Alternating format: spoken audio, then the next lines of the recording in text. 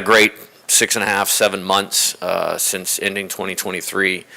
Very proud of the players in terms of what they've done and put in. We have a lot of really good development stories that, will come to light as we get into the 2024 season. Really pleased with how they've operated both on and off the field. It's always a goal of ours to be a low drama program, and to this point we continue to be successful in that. Another really good semester in the classroom, second one where we've exceeded any team GPA for LSU baseball.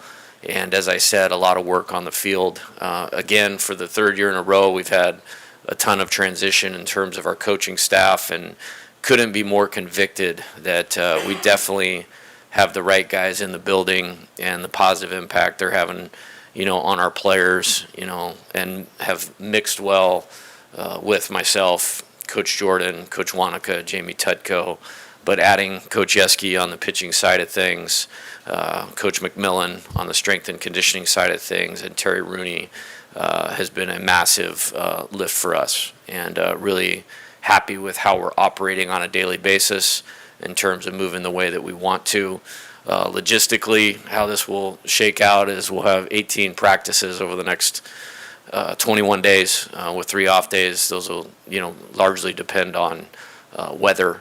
My hope is to scrimmage 11 or 12 times, over those 18 days, and get ourselves prepared for opening day. No different than usual. We treat the season like a 56-game playoff, and it is in college baseball. And so the goal is to have our team as ready as we can, for opening day. And then, we're obviously going to need to improve and find out what our best team is as we go. But really exciting time in terms of attacking the challenges that 2024 presents.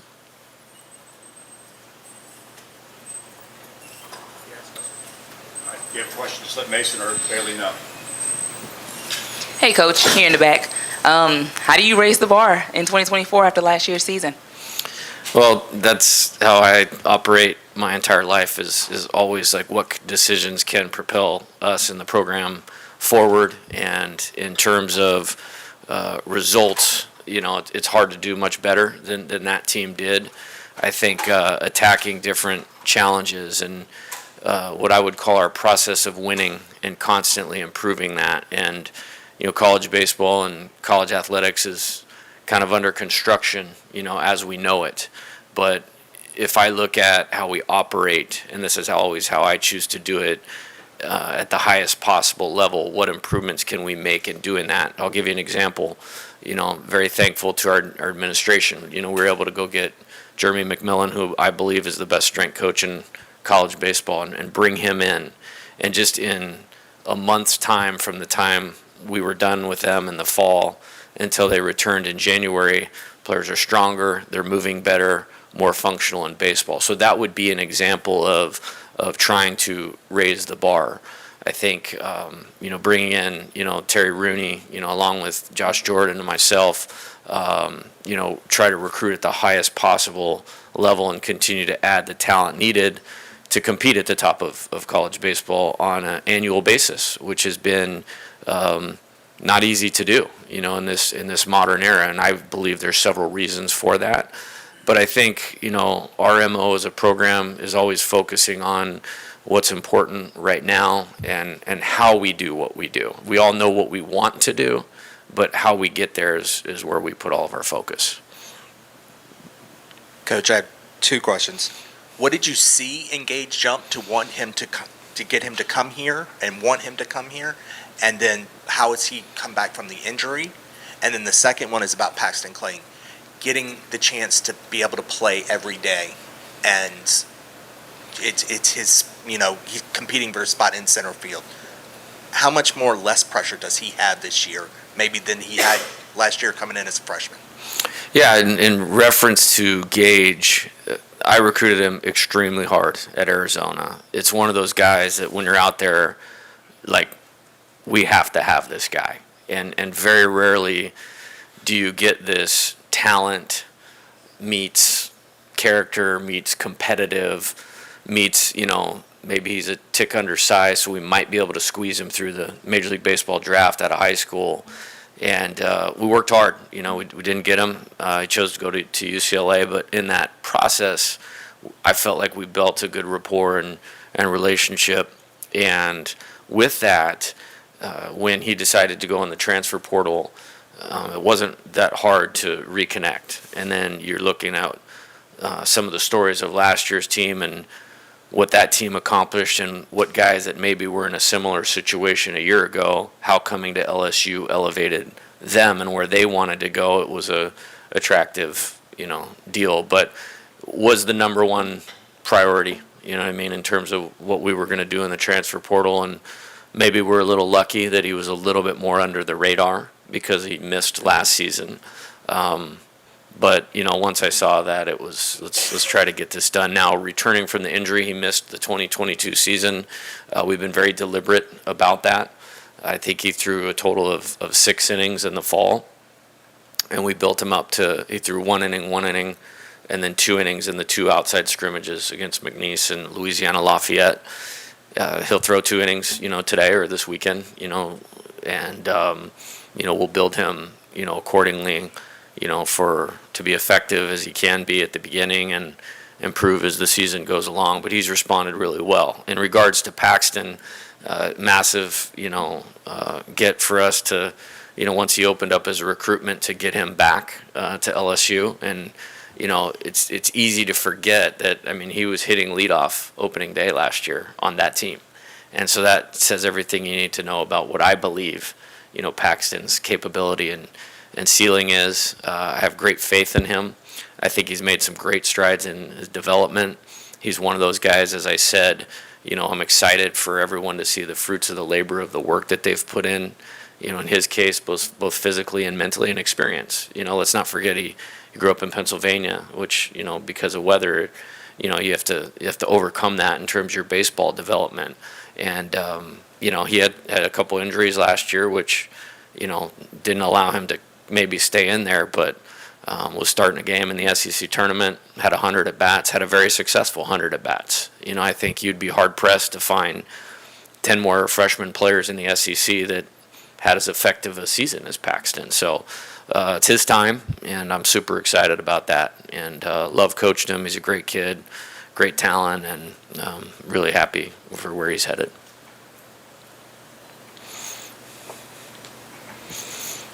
Hey, Coach. I have 2 questions. One, how has the team adjusted to now being the hunters from last year? And then Jake Brown was one of the top left-handed pitchers in the country out of the class of 2023. How has he looked in the outfield, and what does he need to keep improving on?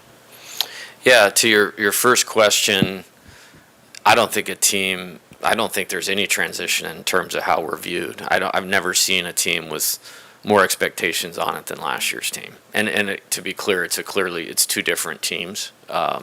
So in terms of the returning players, they know exactly what's coming because it was coming in the same wave last year. I think, our whole thought process behind that is we're not defending anything.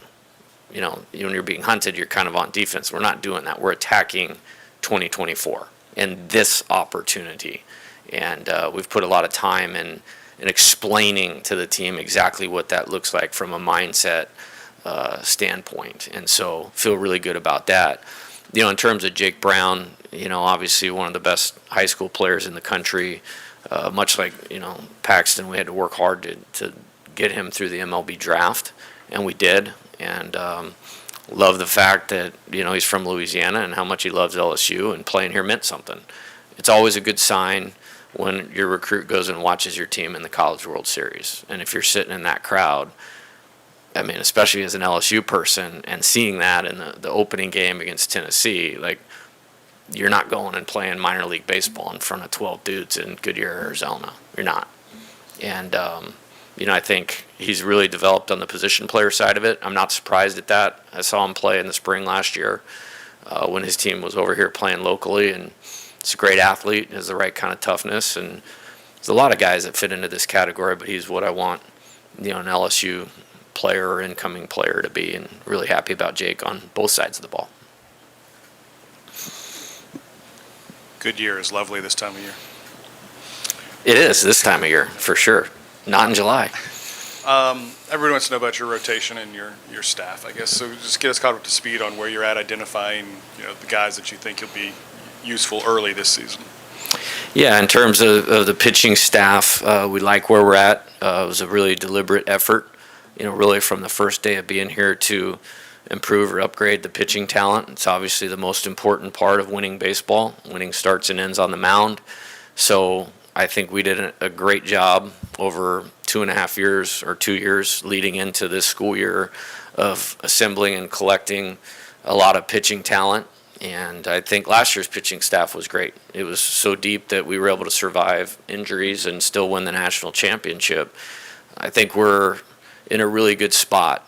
The next few weeks will determine a lot. We're going to be super deliberate in terms of building up pitch counts. There's certainly more than 3 guys that we're extending their pitch counts. We have 8 games in the first 10 days of the season, trying to fit in the 56 and 14 weeks. And I'm excited about that because I think we're well positioned. Obviously at the end of the season last year, there wasn't 4 better pitchers in the country than Thatcher Hurd. Obviously from probably the time, I had a great close game at Auburn, really kind of epic 5-inning performance at Georgia to help us win that game in 12 innings. Outstanding effort in the SEC tournament. Maybe the performance of the season here in the regional against Oregon State in the lightning delay game. Didn't actually have to use them in the super regional, but held the number 1 team in the country to 1 run over 6 innings in 2 appearances.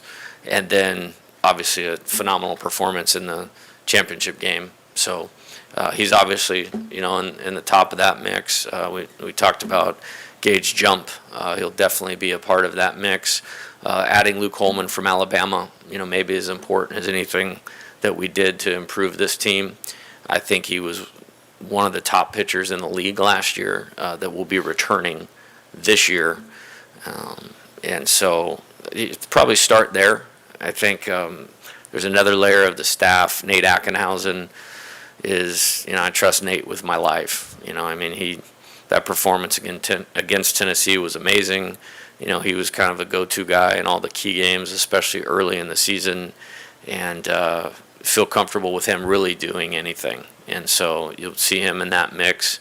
Griffin Herring, again, also, Omaha hero, but also very, very important in terms of what we did last year. He got to the point early in the SEC schedule where we could bring him in leverage situations, and he came through and gave us some length while he was doing that.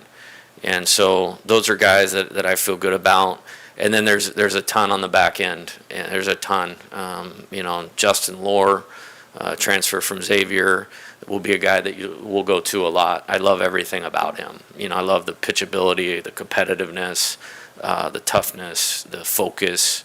It's winning pitching, in terms of Justin. Cameron Johnson, obviously well documented in terms of his talent, and that will speak for itself. I think with Cameron, the most important thing, or the most impressive thing to me, is he is more mature beyond his years relative to being ready for this, and he has a ton of confidence. He should have a ton of confidence, but he's controlling those things really well. Gavin Guidry, obviously, was as important as anybody to our success. Some guys have elevated themselves from last year. DJ Primo, Aiden Moffitt. Both those guys essentially didn't pitch last year. They'll be moving on to professional baseball after next year when it's their time. That's how much talent they have, and really excited about what they've done, with Coach Yeski. Christian Little, very good fall. So really happy about that. And Cade Anderson, another freshman that has got a chance to be a superstar. I would include him in that potential starting mix. I like the fact that we could be right-handed when we need to, left-handed when we need to, depth, matchup. And so I think we're in a really good spot. Hey, Coach. With Josh moving to second base, what's the chemistry sort of look like between him and Michael Braswell up the middle? Yeah, I love Josh Pearson. I think he's one of those guys that you can ask him to do anything, and he's going to find a way within his talent or skill set to do it. I think it's my job to always look at how do you raise the ceiling of your team, be thoughtful of that, and then give them a plan to go work to execute that, and then open up options and opportunities. Let's not forget we largely won the national championship because of the ball he caught off Wyatt Langford's bat in Game 1. If that gets over his head, we don't win the national championship. So he's an outstanding outfielder. He can go back to the outfield at any minute. He's a clutch hitter, and the efforts that he's made, from the end of fall baseball till now, he looks like a second baseman, and I'm proud of him for that. I think Michael, as you mentioned, Michael Braswell has done a great job of moving him forward a little bit. For a guy that hasn't played a lot of college infield with Josh, watching them work together has been really good, and really excited about that. And it gives us lineup flexibility. Obviously, we could put him back in left or right field at any time. The thought that we could play him at second base is good, and creates the depth kind of that we need, because if there's one area that depth's been something that we've had to pay attention to, it's been with infielders, and again being deliberate in who you go about getting in the portal, like we did with Michael and Ben Napolt. Having Josh in there gives us, in my opinion, 5 good options in the infield, and I feel a lot better about that now.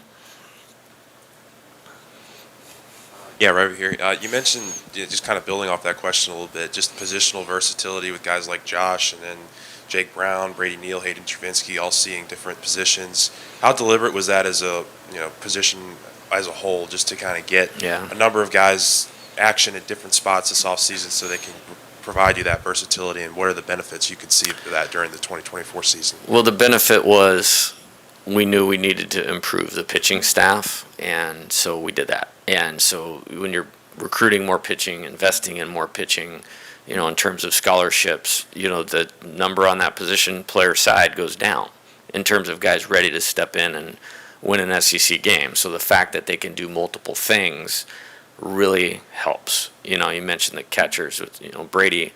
I have no problem throwing Brady second base, third base, left field, right field as just a ball player. Hayden, we'll see a lot of time with DH at bats. There's no question about that. I think he'll be one of the most dangerous hitters in college baseball this year, and we're working hard to keep him healthy and in position to do that. Alex is probably exclusively a catcher. Jake Brown can play all 3 outfield spots, can play first base, and it helps a lot, especially with maybe the construction of this roster in terms of where we sit today.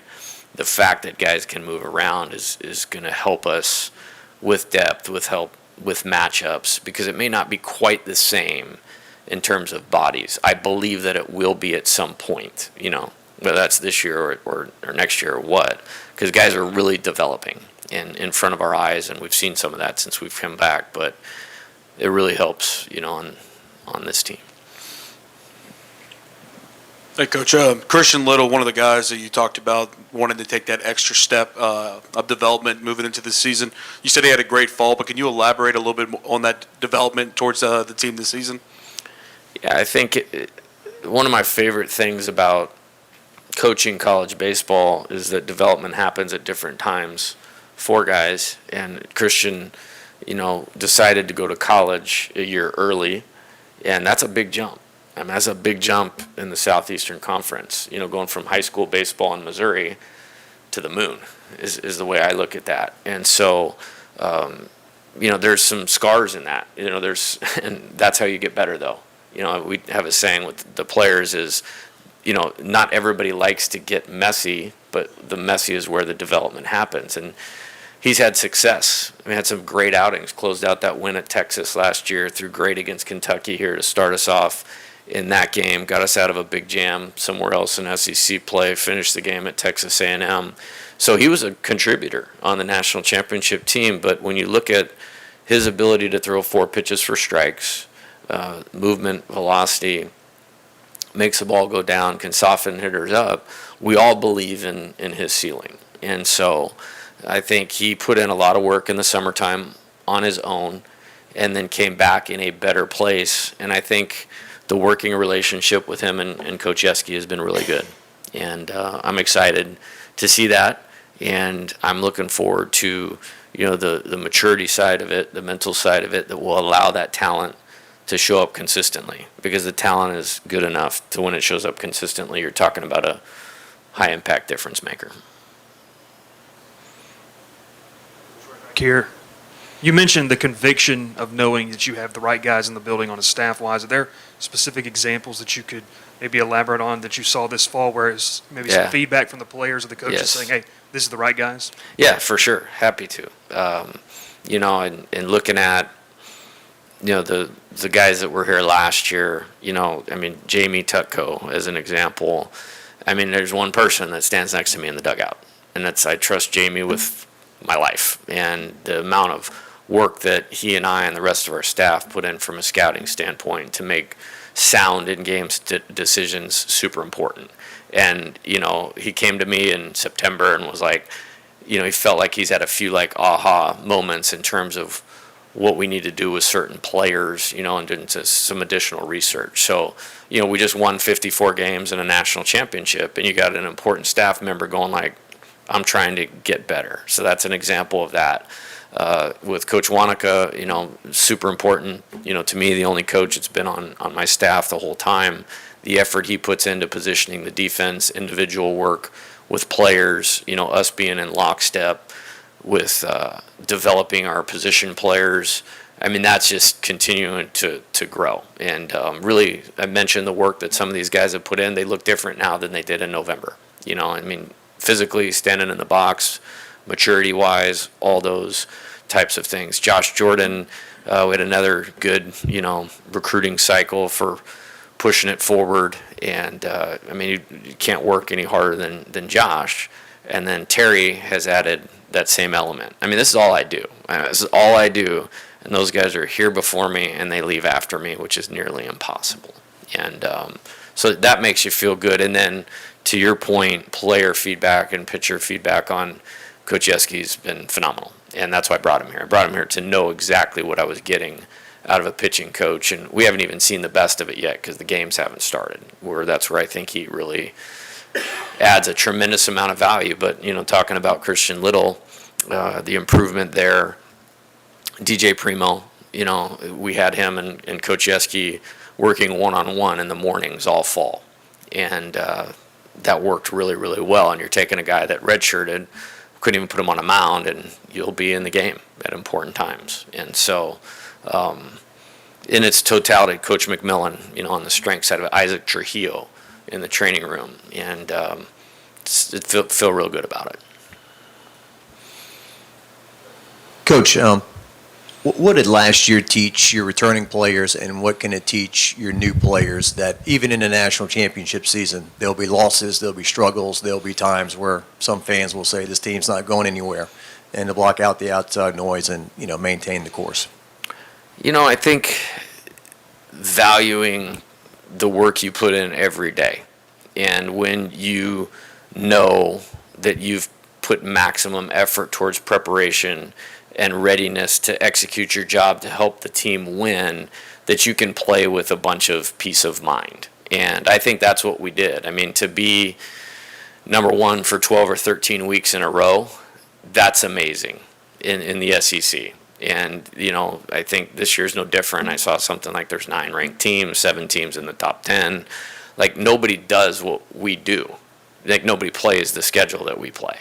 And so, understanding that if they put the hay in the barn, they stay connected to the path that we need to do to win, that you will get results. They also, I think, learned, even though, in my opinion, it was really minimal, but, failure is not fatal unless you allow it to be from a mindset standpoint. And, I think we exhibited that really well.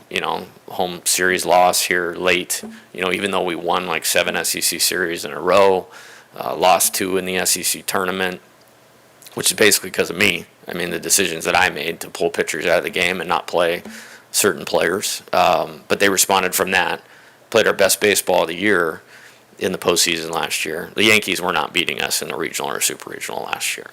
And then in Omaha, I mean, you lose game 2, which we played good. We lost to one of the best pitchers in the country in a great game that they got a 2-out hit in the 8th inning, and we didn't. And so, bouncing back from that to win 3 in a row, and then, the 24-4 game. So I just think they're well positioned to understand what this is really about. And so if they keep their eye on the ball, no pun intended, that, you can get through things. And we're going to have to do that, because the only thing I can ever guarantee them in a college baseball season is adversity.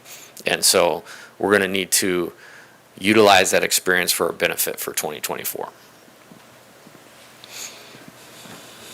Yeah, Jay, what were your conversations with Travinsky like to get him to come back, and what's his greatest value to this team? Why you wanted him back? Yeah, and I did work hard on that. There was guys on last year's team where it was their time to go. Even if it was a little bit in the middle, it was definitely their time to go for their best interests. And I always try to find a situation where the player wins and the program wins. And with Hayden, at least since I've been here, he hasn't had a stretch where he's been healthy. And so I still believed there was more on the table for him at LSU. And he believed the same. And it is really cool to see that type of maturity, because he definitely could have been drafted and signed. I mean, that was all him to decide that he wanted to do this. And so in terms of value, I already said I think he will be one of the most dangerous hitters in college baseball this year. I mean, I think he's gotten better. I thought he got better last year. And throughout this fall, the maturity in the at-bats is what you'd expect of a guy with that talent, with this experience to have. Now it's our job to keep him healthy, keep him on track, and really pleased with Hayden, Alex, Tommy, Thatcher, Josh Pearson, Will Helmers. Those guys saw the value of great player leadership last year, and maybe one of those lessons that Jock was referring to, and they're paying that forward in a big way, and he's right at the center of that. Hey, Coach. Brady Neal obviously contributed in a really, really big way last season, for the better part of the season, before his injury. After that injury, how did he kind of shift in ways that he can still contribute, but obviously in a much different way? What did those roles look like? What was his attitude towards those roles? Yeah, Brady, again, like Christian, he skipped his senior year of high school. And probably lucky for us, because he probably wouldn't be here had he not done that. And he was a huge part of our team. We were never not the number one team in college baseball with him as the everyday catcher. And that was a blow at the time, and luckily we were well positioned with Alex and Hayden to overcome that. And I remember it was pretty clear he was going to be out for a while when he got hurt, and I grabbed him the very first game. He wasn't playing, and I just pointed at Cade Beloso, and I said, hey, I want you to watch every single at-bat that Cade Beloso takes the rest of the season, because if you can do this, along with all the other things that you do well, you're going to leave here a very happy player, and there's going to be a pro team that's going to be really happy to draft you really high someday. And, it was a tricky injury, so it wasn't like, hey, just rehab and get better. Like, it needed the time that we gave it, and he's in a good spot now. And I think he grew a ton, and that's part of why guys need to come here. And it's just, we want it to be all sunshine and rainbows, Dylan Cruz from the first AB of his life till, singling to center field in his last, and it just doesn't happen like that. And so I'm proud of him. I'm proud of his growth and development, and just the conversations he and I have now on a daily basis are much more advanced than they were a year ago. And, he's going to be a huge part of this team, this year and next year. Trey was so good for you at first last year. How are you positioned to field that position now? Yeah, Jared is going to probably be the first baseman as of today. Much like Paxton, that's a guy I want to get behind and go. And as long as the mindset is right, then I feel good about that. He's a huge target. I thought he was so good, or maybe a little more advanced than we thought, that it allowed us to pass the time where Trey was hurt and couldn't catch the ball at first base from a throw across the infield, that we could leave him in the outfield. And Jared, over 300 and hit 14 homers in the SEC as a freshman. That's great production. And he's super competitive. He's obviously super talented. we've survived 2 years of Coach Kelly not trying to drag him over there and play D-line. So that's a good thing.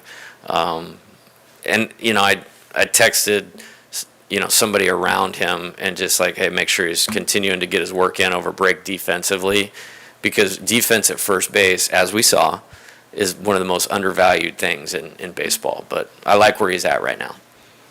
That's just kind of my follow-up. It's different athletically, right? But it doesn't mean it can't be successful. Yeah, for sure. And again, the player you're talking about, pretty special. Like, I mean, sometimes he would just fall on the ball and I'd have no idea how he caught it. Like, I mean, special hand-eye coordination, confidence, all those types of things. But we had a little joke, Jared and I, going through this year. It's like, and it's already broken, like, hey, I never want to hear how good a first baseman Trey Morgan is again, because they already forgot, because you're just doing your job. You don't have to be spectacular Gold Glove like that, but that you're just doing your job. And I think he's even doing a little more than that right now. So I'm excited about that. You mentioned Cade Anderson earlier. Just what have you seen from him since he stepped on campus, and how big of a role can he have this year? Yeah, really pleased. I think had he not had the injury in high school, he may have been difficult to get to college. And it's one of those things that maybe we got lucky. I think the poise, far beyond the years, the athleticism, the confidence, so those mental game pieces where players have to develop the most, probably checks a lot of those boxes. And then you talk about explosive life on the fastball, the breaking ball going down, soften up with changeup. It's pretty good. He's really good. And same kind of thing. We're trying to bring him along back from the injury in a intentional way, in a smart way, because that's a huge piece of LSU baseball moving forward. Like Cam and like Jake Brown and like Stephen Milam, Ashton Larson. So, I think you said you were recruiting while you were in Omaha, right? Yes. Having to recruit. I was wondering how long did you allow yourself to celebrate the championship? And obviously everyone talks about when you win a championship, it's easy to want to take a breath and enjoy it a little bit, but how have you tried to have the mindset of, as you said, attacking, and how are you trying to translate that to the team? Okay, that was a lot, Scott. That's okay. No, it's all good. Definitely work needed to be done in Omaha, and I'm very proud of what we accomplished while we were there. We got Michael Braswell, we got Justin Lohr, and we got Cade Woods, all while we were in Omaha, and we were setting the table for Luke Holman, Gage Jump, and Mac Bingham. And so I feel like we executed that really well. As far as time off and enjoying, this is interesting. I tried not to go to bed on the Monday night after we won. I made it till about 4:40. And then the next day we flew home, and that was great, the flight, and got back. And then, it was just like, hey, there's a few things like I need to do. Like nobody was worried about us getting our appropriate time to celebrate. So I remember doing some things the next day. Celebration was phenomenal. But then Thursday and Friday, we had individual meetings with the team, and, got on a plane Saturday morning. And it was fun seeing a few of our supporters at the BTR airport going like, what are you doing? It's like, trying to do it again. And went out and saw Luke Holman, that day. And so that was kind of the timeline on that. I think as far as your question, which that's where my focus is at, is, honoring the process of how we roll, for lack of a better way to say it.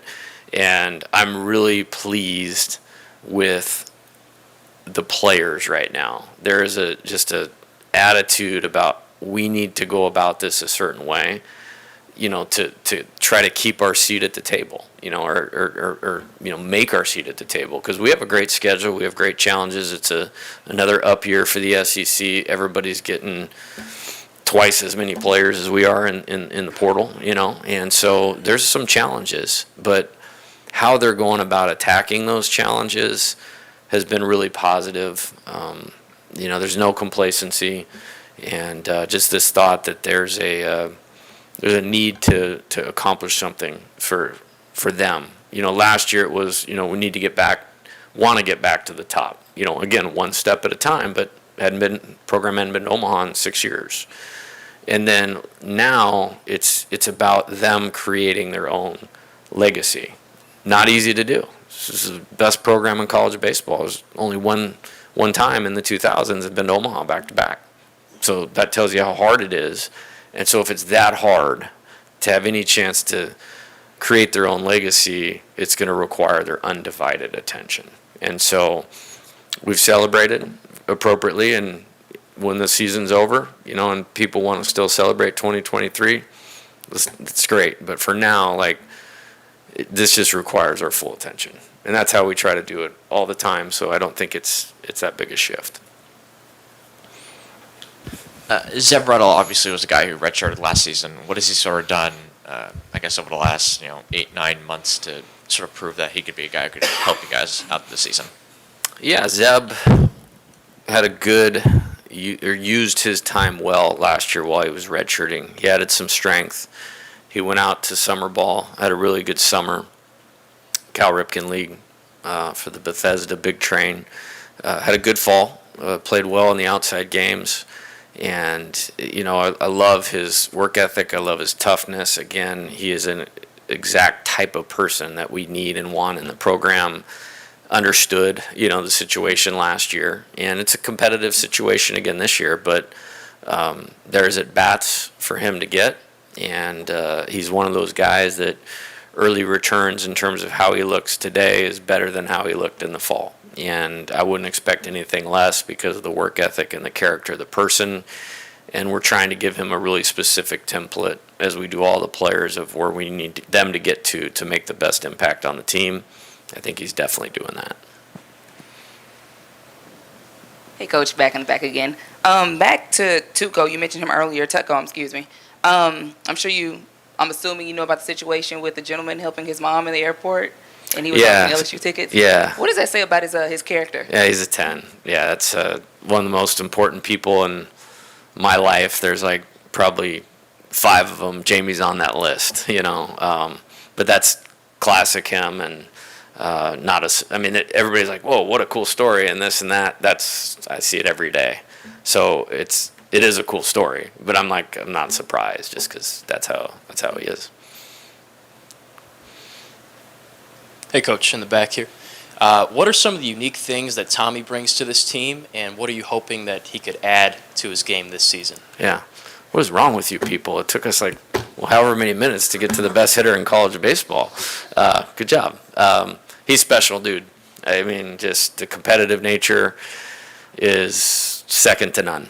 When he steps in the batter's box, it's something else. And obviously we saw that to the tune of whatever it was, 105 RBIs. And it wasn't just 105 RBIs. It was always when we needed it. You know what I mean? And just the drive to be as good as he possibly can be, the intent behind that, and it served him well. I mean, surgery right after Omaha on his shoulder, missed the entire fall, but kept his body in a great spot, took an exceptional step in leadership, during that time, and super proud of Tommy for that. And then, has rehabbed in a way where he's ready to go. And you wouldn't know that he didn't take an at-bat for 6 months, the way he looks right now. And so I'm proud of him for that. So just complete is, again, the word that I would use, and super excited about him being here this year again. Coach, the role that you see for Gavin, do you see anytime middle infield kind of thing, or is it Gavin Guidry, the pitcher? And what have you seen in terms of the development of Gavin this year and through the fall on the mound?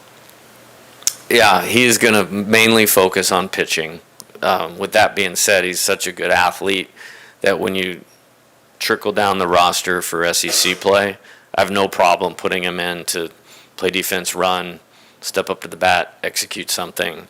But we're going to put the focus on pitching because I don't want to say we didn't throw him into pitching. We built him up to pitch last year, but he didn't pitch in the fall last year. And the load that he took on throughout the season, we did not have him pitch in the fall. we went back to the position player thing, and so kind of slowly built him up again. But I'm really excited for him to be able to dive in on this and this alone and see where we can get his ceiling. And as a competitor, he's going in the game. I mean, that's just how I feel. Like when he's on the mound, I feel like you're going to win. And there's a lot of guys on this staff that I feel that way about. So I think there's some untapped potential by focusing on that, but we're not abandoning the potential to contribute on the two-way thing. We're just going to put more focus on the pitching for his benefit. What were your first thoughts when you heard Michael Braswell was going to be leaving South Carolina? And how important is it that he came to LSU? Yeah. So my first thoughts was he went in the transfer portal, and I yelled at Josh, like, get me his number, like, yesterday. And so he did, and we called him, and he's like, hey, Coach, we had just beaten Kentucky in the Super Regional. And if you remember, Game 2, that was the game, like, Jordan made, like, 3 ridiculous plays. Like, ridiculous, like, Major League Baseball caliber plays. And I remember being happy we're going to Omaha, but the way my brain works, like, man, it's going to be hard to replace, that caliber of defense. And so I was talking to Michael, who was excited to hear from us. He's like, yeah, I'll come down when you guys get back from Omaha. And I was like, no, why don't you come tomorrow? And so he flew in the next day, and we had a good couple days. And I think, the day before the first game in Omaha, he called and said he was going to come to LSU. And he means a lot to our team. And this is with great respect for other players. It's kind of hard to imagine our team this year without him. And he's done a great job defensively. He's better than I thought. And I always had a high opinion of him. Like, we brought him here because I liked him. Whenever we were scouting another opponent that South Carolina was playing, myself and Coach Wanaka were like, man, this would be a great guy to have. Just casually saying it. And then when we played them last year, both in Columbia and in the SEC tournament, like, I thought he took very mature at-bats. And I just like how he plays. Like, it's just like it's this guy that's going to make everybody else around him better. And that's absolutely the way that it's happened. And so when he went in the portal, it was like, no, man, you need to show up. And so he was here the one day between us, winning the Super Regional and leaving for Omaha. And thankfully, he chose to come here. And it's one of those deals that's mutually beneficial. Him and Coach Wanaka have put in a lot of work on the offensive side of it. And I think he led our team in hitting in the fall. And has a really good idea of what he's doing right now. Just about time to wrap up with Coach Johnson. Anyone else have a question for Coach? One more for Michael. I can't get Dan to get on a mic, so can you give us any facility updates, any wish lists, things that obviously won't be time for this season, but something you're looking forward towards in the future? Yeah, I think, it's two things, in terms of stadium upgrades. You have the player development, which that's always number one for me, and then you have the fan amenities. The fan amenities I'm going to leave to them, and I want to make sure that our fans are taken care of, and our administration is well positioned to do that better. We want to just expand our hitting facility with an indoor infield and make it awesome. And I mentioned that several players have put themselves in a better position for this year because of the work that they put in. We've built a culture of where they show up and they work on their own, and I want them to have an awesome place to do that and to, push ourselves forward. That's the next thing that we need to do. And so there's a lot of planning, going on with that, and we want to make that happen, sooner rather than later, obviously.